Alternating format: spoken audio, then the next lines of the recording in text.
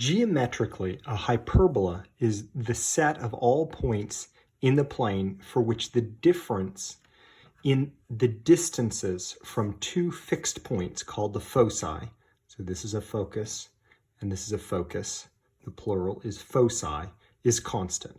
So let's call this D1, let's call this D2, and the difference between those distances is constant, okay?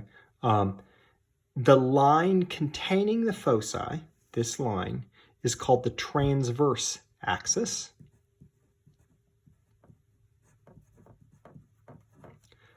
And the midpoint of the segment joining the foci, okay, this segment, the midpoint would be right there, is not shockingly called the center. That's the center of the madness. The line containing the center that is perpendicular to the transverse axis, that's here, right?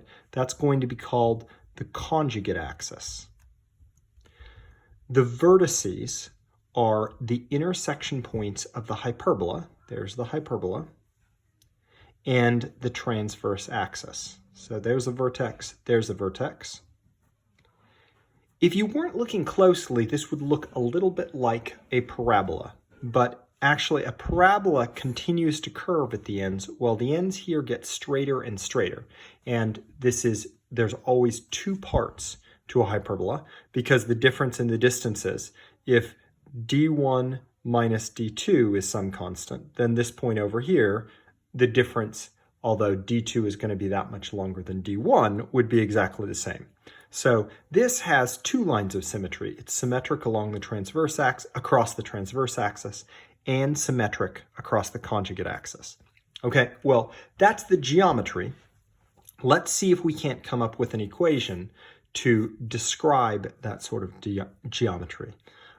Let's assume that the foci are at c, 0, and negative c, 0, which would put the center at 0, 0. And let's imagine that the difference between them is 2a. So if we put d1 minus d2, we'll call it 2a. You could put absolute value bars there, or you could say, hey, the difference is plus or minus, but distance is always positive, right?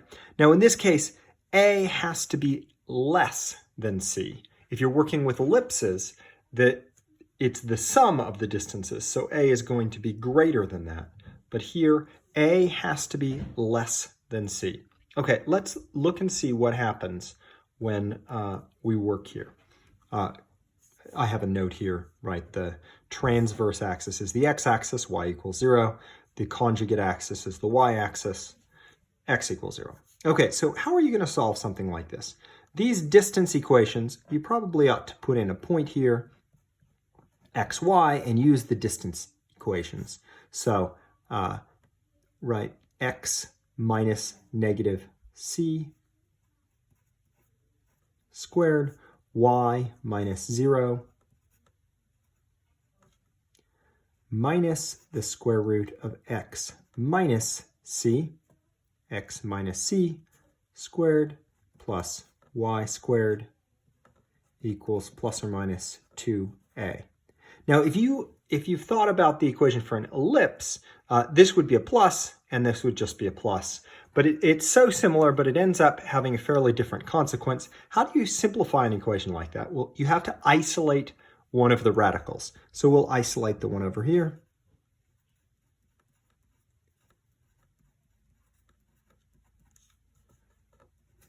This becomes positive when it's over on the other side.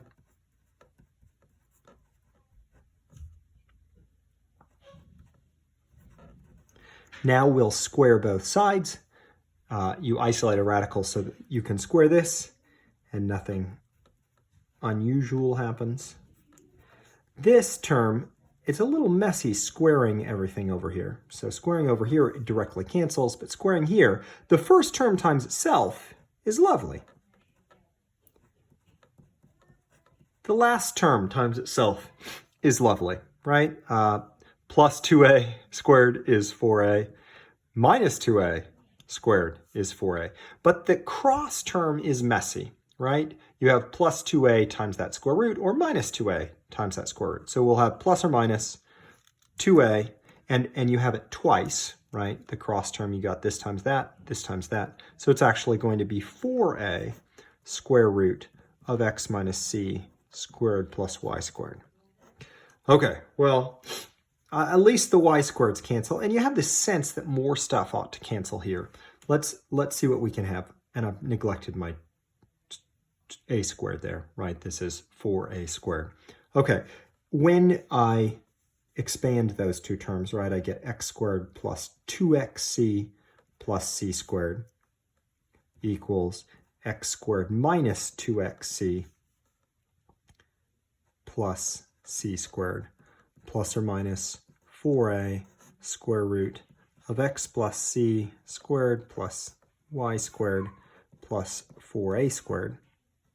And you can see you could subtract an x squared and a c squared from both sides. Life improves a little bit. And then I could add 2xc to both sides, so I get 4xc.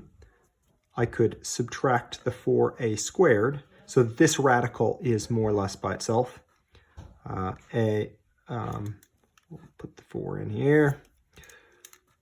4a times this square root, x minus, this is a minus, x minus c squared plus y squared. Probably would be wise to divide everything by 4. And then I get xc minus a squared equals a x minus c squared plus y squared. It is quite a bit of algebra here. Okay, well, how do we get rid of that second radical? I've got to square everything again, right? If you have two radicals, almost always you're going to have to isolate one square, isolate the other square. So let's see, what do I have over here? I have an x squared, a c squared, a minus 2 xca squared, a plus a to the fourth. Okay, over here, now I have an a squared, this times itself, and then the square root squared, of course, gives me this whole term. So x, maybe, may I take the liberty of expanding this? So it's going to be this term by itself. So what's x minus c squared? That's x squared minus 2xc plus c squared. And all of that has to be multiplied times a. So let's go ahead and do that so we can at least see all the madness all in one step. Believe it or not, it does simplify a little bit as we get farther down.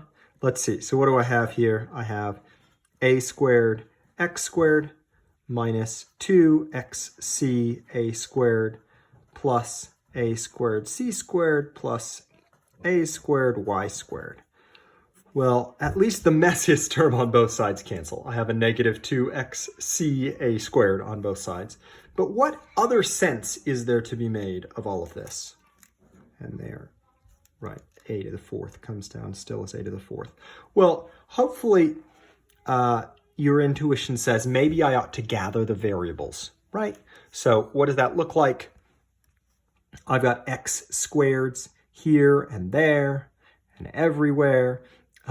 So how about I move the x's over here? So can you see that I have x squared c squared minus x squared times a squared?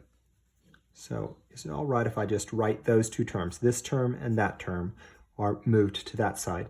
This is a constant, so I'm going to end up moving the constant to the other side. I want the variables over here. Let me move this over to this side. So minus a squared y squared. Okay, so that's taking care of this term. Over here, I have an a squared times a c squared. This is a to the fourth. I want to subtract it over to the other side, so minus a to the fourth.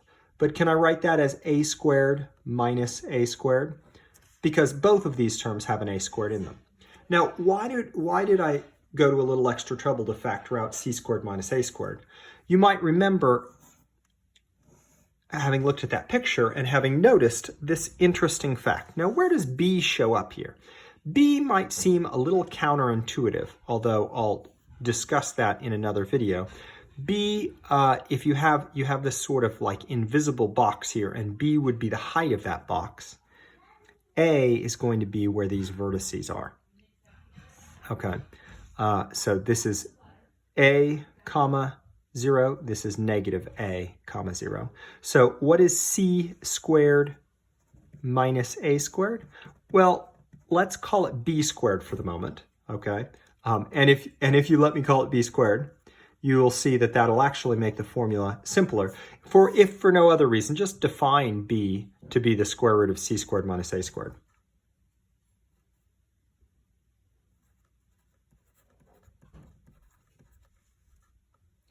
By the way, I'm not sure I mentioned this. When I squared this term, that plus or minus went away.